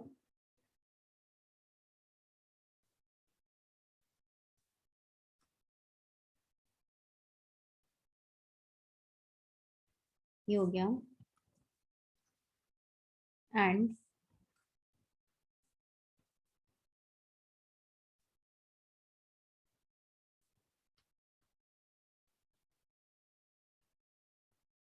ये हो गया डी. सो यहाँ पे आप देख सकते हो कि what we have alkyne, carbon carbon hydrogen hydrogen. इस कार्बन के साथ डायरेक्टली कोई कार्बन तो जुड़ा है नहीं, सो इसके पास कोई अल्फा कार्बन ही नहीं है. No alpha carbon, therefore no alpha hydrogen. यहाँ पे ये देखो, इसके साथ ये वाला कार्बन डायरेक्टली जुड़ा हुआ है CH3, दैट मीन्स इसके पास एक अल्फा कार्बन हो गया. सो 3 अल्फा हाइड्रोजन हो गया, राइट? sp कार्बन के साथ ये आपका अल्काइन वाला कार्बन है, सो इसके साथ डायरेक्टली ये कार्बन जुड़ा हुआ है, so this is the alpha carbon. So यहाँ पे अल्फा हाइड्रोजन कितने होंगे? 0. ठीक है, अल्फा हाइड्रोजन कितने हो गए? 0. Is that clear class? ठीक है, 0 अल्फा हाइड्रोजन हो गया. Now what you have? यहाँ पे कितने अल्फा हाइड्रोजन होंगे? यहाँ पे कितने अल्फा हाइड्रोजन होंगे? 2 alpha hydrogen. So this is the carbon, sorry 2 नहीं, एक होगा ना, एक. This is alpha carbon, so there is 1 alpha hydrogen. 1 alpha hydrogen. ठीक है, एंड अगर हम इस सिस्टम को ऐसे ले लेते हैं, इसको चेंज कर देती हूँ, इसको मैं यहाँ पे कर देती हूँ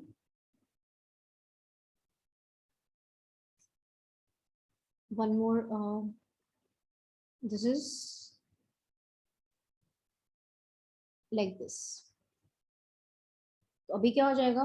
ये वाला कार्बन हो गया अल्फा कार्बन. इसके पास कितने हाइड्रोजन है? How many hydrogen we have? इसके पास 2 हाइड्रोजन है, सो अल्फा हाइड्रोजन हो गया 2. ठीक है, now we have to compare stability. बताइए क्या होगा? स्टेबिलिटी कंपेयर करेंगे तो क्या होगा? इसके पास 3 अल्फा हाइड्रोजन है, दैट मींस यहाँ पे बनेंगे क्या? 3 हाइपर कॉन्जुगेटिव स्ट्रक्चर बनेंगे. यहाँ पे 2 अल्फा हाइड्रोजन है तो 2 हाइपर कॉन्जुगेटिव स्ट्रक्चर्स बनेंगे. यहाँ पे 0 है तो कोई नहीं बनेगा, यहाँ पे एक अल्फा हाइड्रोजन है, therefore you will have one hyperconjugative structure. So stability order क्या हो जाएगा क्लास? बहुत ही सिंपल है, बी की स्टेबिलिटी सबसे ज्यादा, आफ्टर दैट ए की stability, after that you'll have D की stability and after that you'll have C की स्टेबिलिटी। जितने ज्यादा हाइपर कॉन्जुगेटिव स्ट्रक्चर्स होंगे उतनी ज्यादा होगी stability. Is that clear? Okay, अच्छी बात है, आगे बढ़ते हैं। नाउ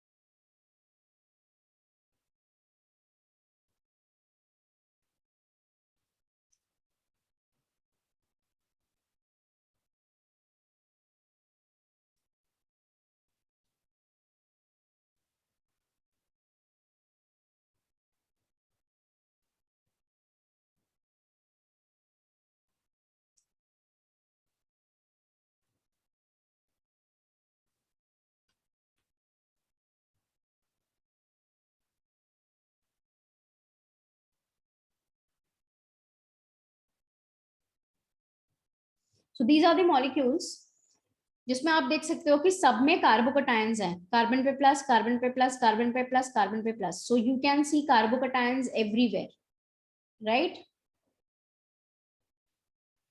आपको हर जगह कार्बोकटायन दिख रहा है। अब अगर आप जरा ध्यान से देखो क्लास, तो मैंने आप लोगों को इंडक्टिव भी पढ़ा दिया, रेजोनेंस भी पढ़ा दिया, हाइपर कॉन्जुगेशन भी पढ़ा दिया। अगर आप यहाँ पे देखो तो कार्बोकटायन में पॉजिटिव चार्ज जो है, positive single double, resonance resonance resonance resonance, resonance तो सब में होगा। Resonance is a common phenomena जो कि ए बी सी डी सब में ऑपरेट कर रहा है, ठीक है? अब जरा ध्यान से देखो तो यहाँ पे CH3 लगा हुआ है, CH3 CD3 CT3, CH3 तो रेजोनेंस शो नहीं करता था ना बेंजीन रिंग के साथ, इफ यू ऑल रिमेंबर। अगर यहाँ पे मैंने OH लगा दिया होता, लोन पेयर वाला ग्रुप लगा दिया होता, तो आप बोलते वो प्लस एम शो करेगा, वो प्लस एम शो करेगा, राइट? और आप बोलते कि ये इंडक्टिव शो करेगा प्लस आई तो सब शो करेंगे, प्लस आई तो सब शो करेंगे, ये भी प्लस आई शो करेगा, ये भी प्लस आई शो करेगा, और ये भी प्लस आई शो करेगा, ठीक है? पैरा पोजीशन पे, इनफैक्ट पैरा पोजीशन पे जाते जाते प्लस आई जो होता है वो क्या हो जाता है, नेग्लिजिबल हो जाएगा, बट देन फिर भी हम बोलेंगे थोड़ा बहुत तो चलो मान के चलते हैं। अगर यहाँ पे कोई ग्रुप होता लाइक OH लोन पेयर वाला, तो हम बोलते कि ये प्लस एम लगाएगा माइनस आई लगाएगा, बट प्लस एम डोमिनेट करता है इसलिए ये बहुत ज्यादा स्टेबलाइज करेगा, बट यहाँ पे तो ऐसा ग्रुप है नहीं, यहाँ पे CH3 है। अभी तक अगर हमने हाइपर कॉन्जुगेशन नहीं पढ़ा होता तो हमें लगता है यहाँ पे सिर्फ इंडक्टिव लग रहा है, but since now we have studied hyperconjugation तो हमें पता है कि ये जो है इस डबल बॉन्ड के रिस्पेक्ट में या बेंजीन के रिस्पेक्ट में ये कार्बन हो गया अल्फा, तो इसके पास 3 अल्फा हाइड्रोजन है, और ये इसके सिग्मा इलेक्ट्रॉन्स डीलोकलाइज हो सकते हैं। सिग्मा इलेक्ट्रॉन्स मैंने आपको बना के भी दिखाया है, मैं फिर से बना के दिखा देती हूँ। यहाँ पे CH2 हो जाएगा और ये हाइड्रोजन प्लस के फॉर्म में बाहर निकलेगा, राइट? ये इधर शिफ्ट होगा तो यहाँ नेगेटिव आएगा, डबल सिंगल ये पॉजिटिव, फिर देखो ये जब नेगेटिव आई मीन ये इधर शिफ्ट होगा तो ये नेगेटिव यहाँ आएगा, और नेगेटिव और पॉजिटिव का मतलब एक वेकेंट ऑर्बिटल और एक लोन पेयर एडजेसेंट एटम्स पे फिर यहाँ पे डबल बॉन्ड बन जाएगा। So this is going to stabilise, इस तरह से ये जाके आपका स्टेबलाइज करता है, ठीक है? इस तरह से ये आपका मॉलिक्यूल को स्टेबलाइज करेगा। तो यहाँ पे देखो 3 हाइपर कॉन्जुगेटेड स्ट्रक्चर्स बनेंगे, यहाँ पे भी 3 हाइपर कॉन्जुगेटेड स्ट्रक्चर्स बनेंगे, यहाँ पे भी 3 हाइपर कॉन्जुगेटेड स्ट्रक्चर्स बनेंगे, but now the question is कि ये तीनों जो हैं हाइड्रोजन ड्यूटेरियम ट्राइटियम, ये तीनों एक दूसरे के आइसोटोप्स हैं। सो किसमें हाइपर कॉन्जुगेशन इजिली होगा? अच्छा, इंडक्टिव किसमें स्ट्रांग होता है? ट्राइटियम का इंडक्टिव ड्यूटेरियम से ज्यादा, ड्यूटेरियम का प्रोटियम से ज्यादा, राइट? ये तो हमें पता है, ये मैंने आपको बताया था।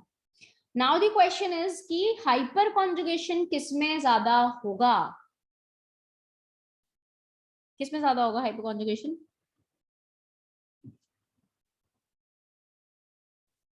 कोई बता सकता है?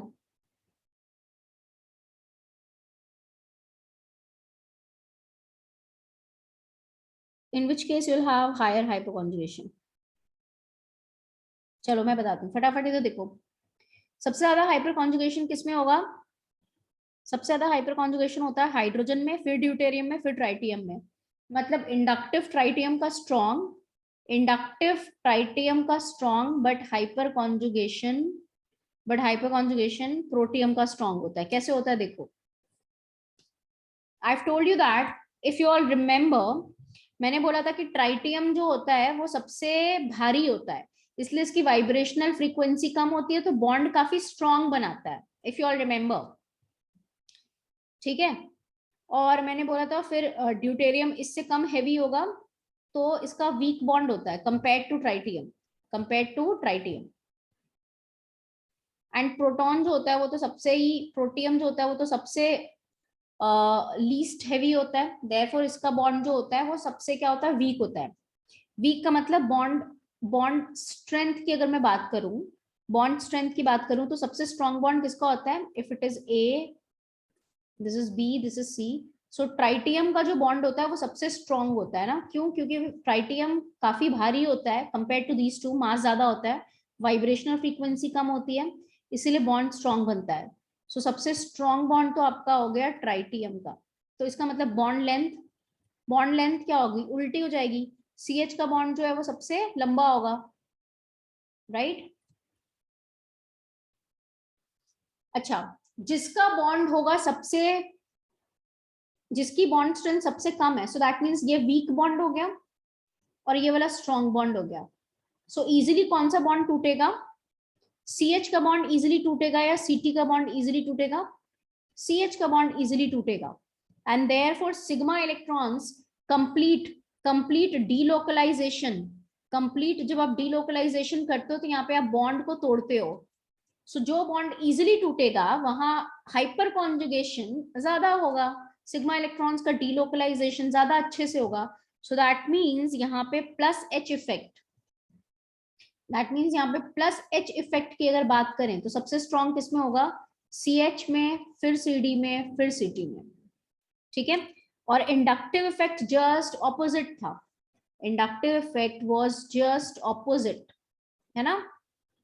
इंडक्टिव इफेक्ट में सिग्मा, आई मीन इलेक्ट्रॉन्स की सिर्फ पार्शियल धक्का दिया जा रहा था। ट्राइटियम सबसे ज्यादा इलेक्ट्रोपॉजिटिव होगा, क्योंकि मास बड़ा है तो इलेक्ट्रोपॉजिटिविटी, साइज बड़ा है ट्राइटियम का, तो इसकी इलेक्ट्रोपॉजिटिव नेचर ज्यादा है, इसलिए इलेक्ट्रॉन्स ये इजिली लूज कर सकता है, राइट? इलेक्ट्रॉन्स इजिली लूज कर सकता है, तो अपने इलेक्ट्रॉन्स को वो इजिली धक्का देके आगे भेज सकता है। तो यहाँ पे जो इंडक्टिव इफेक्ट था वो किसका ज्यादा था?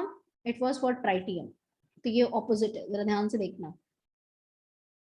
ठीक है, is that clear class? So coming back to the previous question, अब बताओ, यहाँ पे 3 अल्फा हाइड्रोजन है, यहाँ पे भी 3 हाइपर कॉन्जुगेटिव स्ट्रक्चर्स बनेंगे, यहाँ आपके 3 हाइपर कॉन्जुगेटिव स्ट्रक्चर, यहाँ पे भी 3 हाइपर कॉन्जुगेटिव स्ट्रक्चर, यहाँ पे भी 3 हाइपर कॉन्जुगेटिव स्ट्रक्चर, बट सबसे इजीली कहाँ पे बन जाएगा? Plus H. प्लस एच सबसे अच्छा किसका होता है? हाइड्रोजन का, फिर ड्यूटेरियम का, फिर ट्राइटियम का। देयरफॉर स्टेबिलिटी का ऑर्डर क्या होगा? ए की स्टेबिलिटी बी से ज्यादा, बी की स्टेबिलिटी सी से ज्यादा, सी की स्टेबिलिटी डी से ज्यादा। डी में कोई हाइपर कॉन्जुगेशन नहीं है, no hyperconjugation. Is that clear?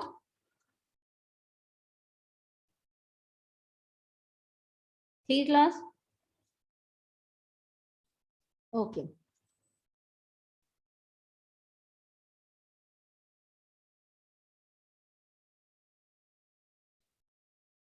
Okay, moving ahead. एक और एग्जांपल लेते हैं।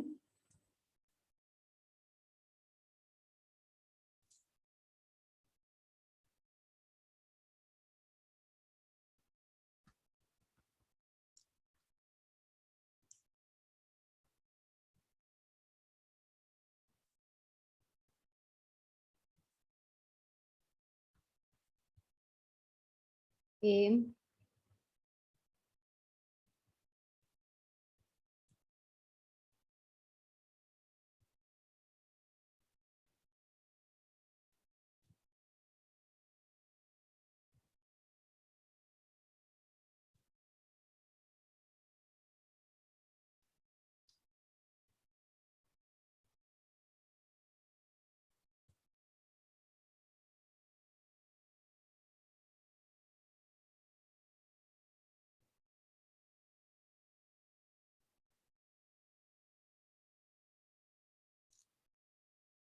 ठीक है। सो ए बी सी डी, यहाँ पे 4 मॉलिक्यूल्स गिवन है, ठीक है। Now you have to tell me stability order, इसमें आपको स्टेबिलिटी ऑर्डर बताना है, ठीक है। तो फटाफट से बताइए, चलिए क्या हो जाएगा स्टेबिलिटी ऑर्डर। यहाँ पे क्लास जरा ध्यान से देखो तो क्या है, अगर आप लोग यहाँ पे ध्यान से देखो, so the only group which you can C is uncommon is CH3 CH3 CH3। यहाँ पे CH3 है ऑर्थो पोजिशन पे, यहाँ पे है मेटा पोजिशन पे, यहाँ पे है पैरा पोजिशन पे, यहाँ पे है पैरा पोजिशन पे, ठीक है। नाउ पहली चीज तो आप ये देख सकते हो कि कॉमन क्या है। CH2 यहाँ पे क्या होगा, रेजोनेंस में जाएगा बेंजीन रिंग के साथ, मतलब ये लोकलाइज तो नहीं है, डीलोकलाइज होगा, रेजोनेंस होगा। कार्बन के ऊपर जो पॉजिटिव चार्ज है वो बेंजीन रिंग के साथ रेजोनेंस में जाएगा, यहाँ पे भी जाएगा, दैट मीन्स यहाँ पे भी डीलोकलाइज्ड होगा, यहाँ पे भी डीलोकलाइज्ड होगा, यहाँ पे भी डीलोकलाइज्ड होगा। बेंजीन रिंग के साथ तो ये पॉजिटिव चार्ज रेजोनेंस में जाएगा ही, double single positive, so positive will be undergoing resonance with the benzene ring, so that is the common phenomena, common factor. अब अनकॉमन जो है वो यहाँ पे वो क्या है, वो है CH3। अगर अब तक हमने हाइपर कॉन्जुगेशन नहीं पढ़ा होता तो हम बोलते हैं कि CH3 जो है यहाँ से क्या लगाएगा, प्लस आई, CH3 यहाँ से क्या लगाएगा, प्लस आई, CH3 यहाँ से क्या लगाएगा, प्लस आई, और ये प्लस आई हो गया ऑर्थो पे, ये प्लस आई हो गया मेटा पे, ये प्लस आई हो गया पैरा पे। और उसके हिसाब से अगर हम आंसर करते और यहाँ पे कोई भी प्लस आई नहीं लग रहा, so we can say that ये सबसे कम स्टेबल होगा, क्योंकि यहाँ पे कोई इलेक्ट्रॉन डोनेटिंग ग्रुप नहीं है, तो ऑब्वियसली ये तीनों की स्टेबिलिटी डी से ज्यादा, ठीक है। बट देन यहाँ पे अगर हमने सिर्फ प्लस आई के हिसाब से आंसर किया होता तो हम क्या बोलते हैं कि यहाँ पे position I mean inductive effect सबसे स्ट्रॉन्ग होगा, क्योंकि सबसे क्लोज है, ये दूर है, ये सबसे दूर है, so we would have said कि ए की स्टेबिलिटी सबसे ज्यादा, फिर बी, फिर सी, फिर D, right. But then we also have a phenomena जिसको हम क्या बोलते हैं, जिसको हम बोलते हैं हाइपर कॉन्जुगेशन, ठीक है, हाइपर कॉन्जुगेशन। और हाइपर कॉन्जुगेशन देखो यहाँ पे क्या होगा, CH3 हाइपर कॉन्जुगेशन लगाएगा, ठीक है, तो यहाँ पे लगेगा hyper plus H ortho position पे, ठीक है। और क्लास यहाँ पे देखो, यहाँ पे हाइपर कॉन्जुगेशन लग रहा है इसके रिस्पेक्ट में, इस कार्बोकेटायन के रिस्पेक्ट में, ये जो ग्रुप है ये हाइपर कॉन्जुगेशन लगाएगा, ये ऑर्थो पोजिशन पे है, मेटा पोजिशन पे कोई हाइपर कॉन्जुगेशन नहीं होगा, just like resonance. Plus M कहाँ पे काम करता है, ऑर्थो पोजिशन पे, प्लस एम कहाँ पे काम करता है, पैरा पोजिशन पे। प्लस एम या माइनस एम, प्लस एम या माइनस एम मेटा पोजिशन पे काम नहीं करता, प्लस एम या माइनस एम मेटा पोजिशन पे काम नहीं करता। उसी तरह से हाइपर कॉन्जुगेशन जो है वो आपके ऑर्थो पोजिशन पे काम करेगा as well as para position पे काम करेगा, एंड जितना हाइपर कॉन्जुगेशन ऑर्थो पोजिशन पे होगा उतना ही हाइपर कॉन्जुगेशन आपके पैरा पोजिशन पे होता है।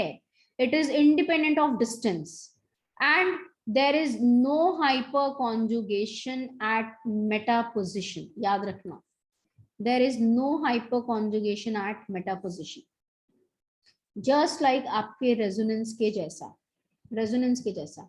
तो यहाँ पे क्या होगा, यहाँ पे कोई हाइपर कॉन्जुगेशन नहीं है, यहाँ पे कोई हाइपर कॉन्जुगेशन नहीं है, ठीक है, और यहाँ पे हाइपर कॉन्जुगेशन होगा। ऐसा क्यों हो रहा है, I can draw the resonating structures and I can explain that, but I will do that at the end of this class, ठीक है। तो यहाँ पे देखो, यहाँ पे आपका क्या हो जाएगा, हाइपर कॉन्जुगेशन एट पैरा, और यहाँ पे कोई हाइपर कॉन्जुगेशन नहीं है। So what happens, hyper conjugation तो कटायन को ज्यादा स्टेबलाइज करेगा एज कंपेयर टू इंडक्टिव। सो इससे हमें क्या समझ में आ रहा है, इससे हमें ये समझ में आ रहा है कि ए और सी की स्टेबिलिटी बी और डी से ज्यादा है, एंड इनफैक्ट बी की तो डी से ज्यादा होगी, क्यों, क्योंकि बी में इलेक्ट्रॉन डोनेटिंग ग्रुप है, डी में कुछ भी नहीं है। नाउ कम्स द क्वेश्चन कि यहाँ पे ए और सी की स्टेबिलिटी कैसे कंपेयर करेंगे। ए और सी में दोनों में क्या प्रेजेंट है, इन दोनों में हाइपर कॉन्जुगेशन था और इंडक्टिव भी था, यहाँ पे सिर्फ प्लस आई था, देयरफॉर ये डोमिनेट कर गया। अब ए और सी को कंपेयर करना है, सो ए में हाइपर कॉन्जुगेशन है, कहाँ पे, ए में हाइपर कॉन्जुगेशन है आपका एट ऑर्थो पोजीशन, और सी में हाइपर कॉन्जुगेशन है आपका एट पैरा पोजीशन, ये तो बराबर हो गया।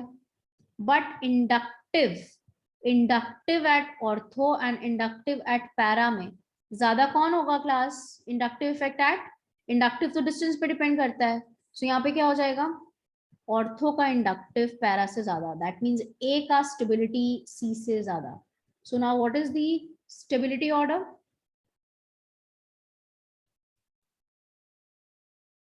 ए की स्टेबिलिटी मैक्सिमम, देन सी की स्टेबिलिटी, देन बी की स्टेबिलिटी एंड देन डी की stability. Is that clear class?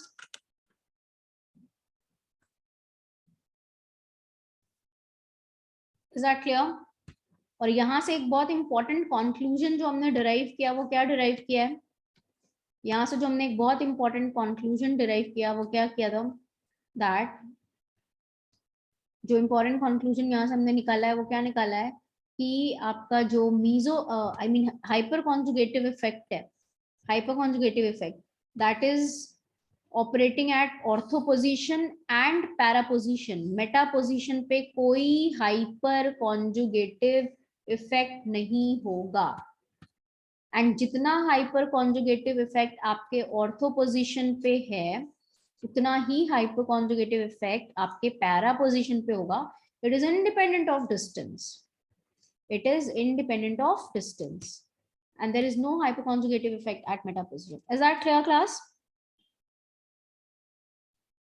चलिए आगे बढ़ते हैं।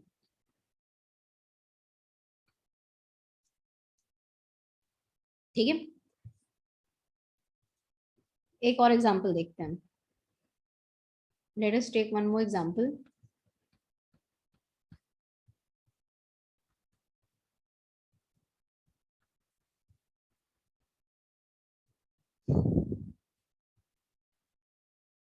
This is A.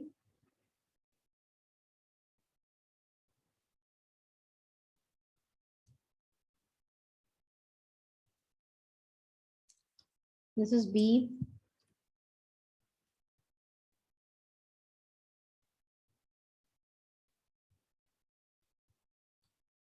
This is C.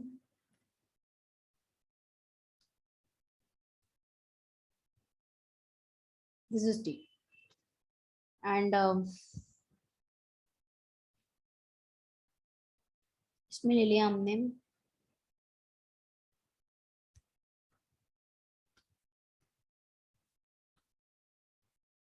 CH3 और यहाँ ले लिया मैंने नाइट्रो।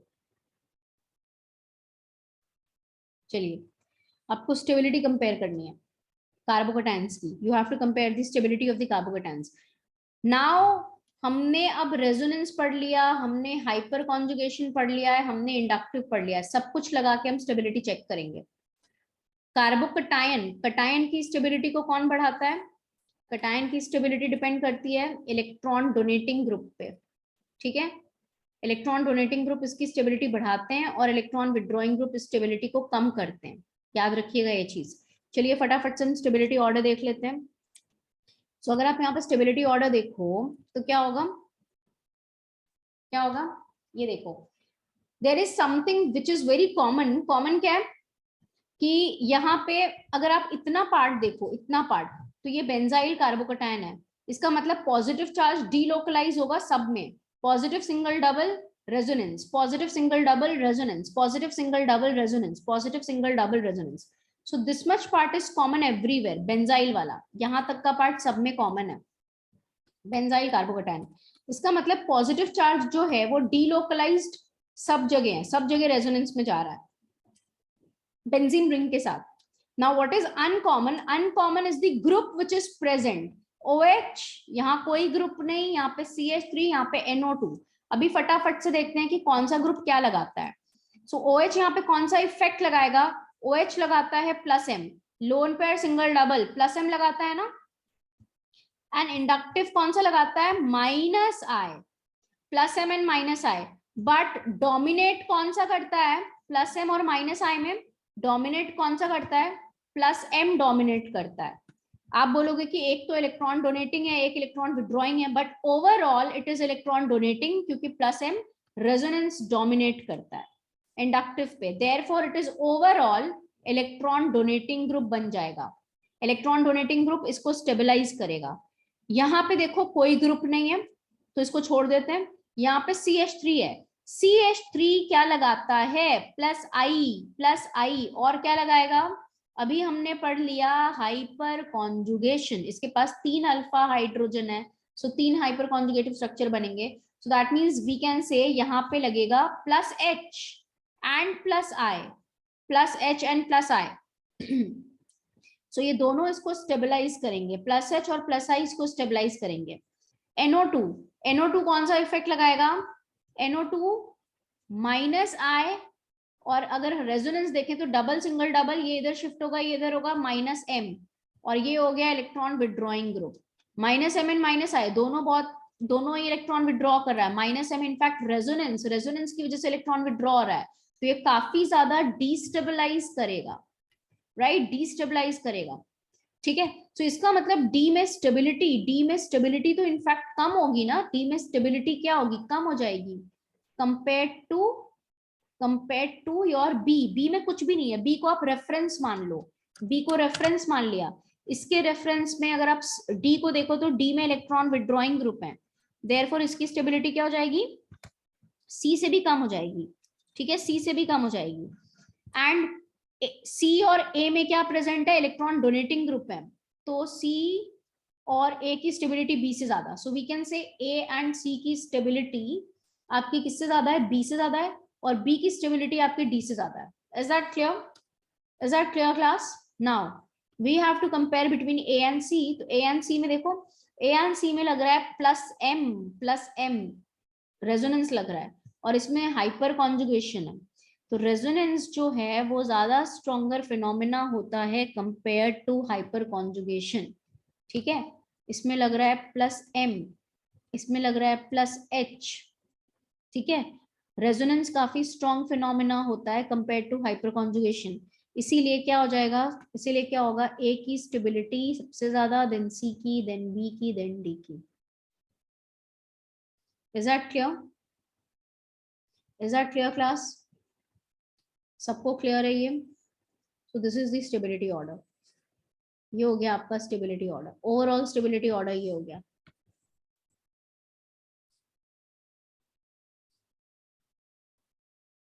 ठीक है, so we can say that, अभी यहां से आप क्या बोल सकते हो, एक इंपॉर्टेंट यहां से आप कंक्लूजन क्या निकाल सकते हो, दैट स्टेबिलिटी ऑफ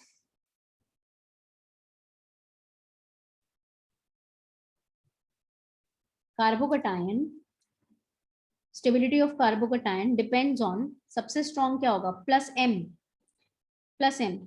ठीक है, या प्लस R बोल दो, प्लस M प्लस R मतलब रेजोनेंस, एंड सबसे ज्यादा लोन पेयर कंटेनिंग वाला, आपको याद हो मैंने बोला था ना, plus M due to lone pair बहुत स्ट्रॉन्ग होता है, then resonance due to pi bond,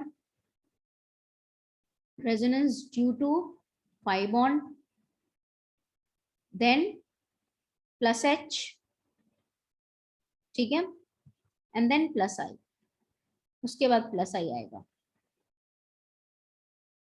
plus M। यहाँ पे देखो ऑक्सीजन के पास लोन पेयर है ना, लोन पेयर वाले से ये प्लस M शो कर रहा है, सो ये काफी ज्यादा स्टेबलाइज करेगा, क्योंकि ऑक्टेट कंप्लीट हो जाते हैं इसमें रेजोनेटिंग स्ट्रक्चर्स के, इफ यू ऑल रिमेम्बर मैंने लिखवाया भी था। उससे कोई फर्क नहीं पड़ता, रोमेर माइनस आए मतलब इंडक्टिव बहुत वीक इफेक्ट होता है, वो थोड़ा सा खींच रहा है, but plus M due to lone pair वो बहुत स्ट्रॉन्ग होता है, ओवरऑल ये बहुत ज्यादा इलेक्ट्रॉन डोनेटिंग ग्रुप है, उससे फर्क नहीं पड़ता। डोमिनेटिंग मैंने बता दिया ना, मैंने क्या बोला, ये डोमिनेटिंग है, देयरफॉर ओवरऑल ये क्या हो गया, ओवरऑल मींस इलेक्ट्रॉन डोनेटिंग।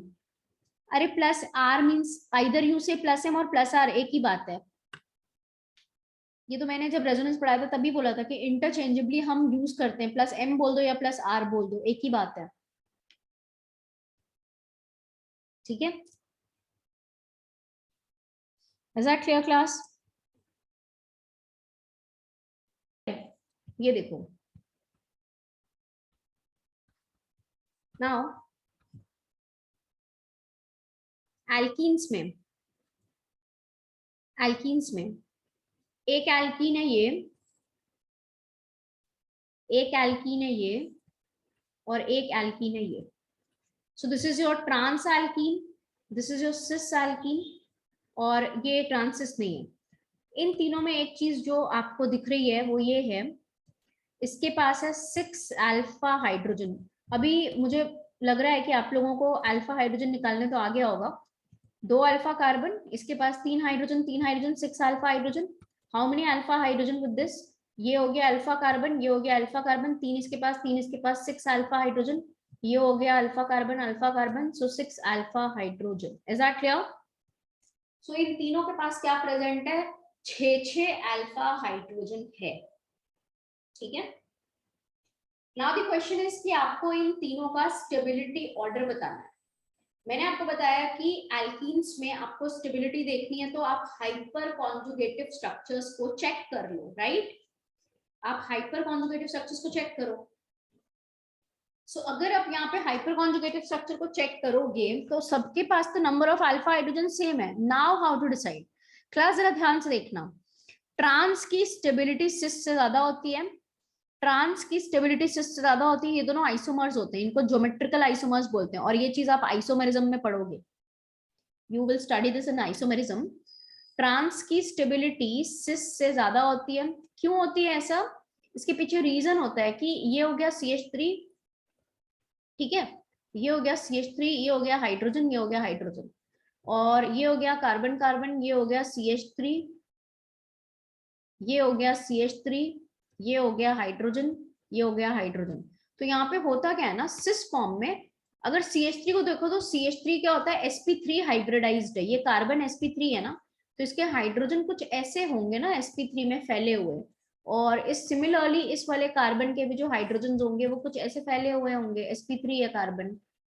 तो होता क्या है कि सिस फॉर्म में ये दोनों ग्रुप्स जो होते हैं ना, सिस फॉर्म में ये दोनों ग्रुप एक सेम साइड पे होते हैं। सेम साइड पे होने की वजह से ये काफी क्लोज हो जाते हैं एक दूसरे के, क्लोज प्रॉक्सिमिटी में आ जाते हैं, एंड देयरफॉर यहाँ पे होने लगता है स्टेरिक रिपल्शन। वैन डर वाल रिपल्शन बोलो या स्टेरिक रिपल्शन बोलो, स्टेरिक रिपल्शन या वैन डर वाल repulsion.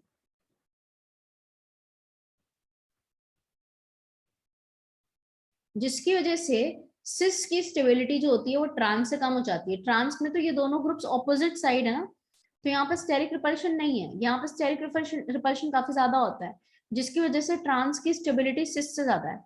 So trans is more stable than cis. Is that clear class? ठीक है।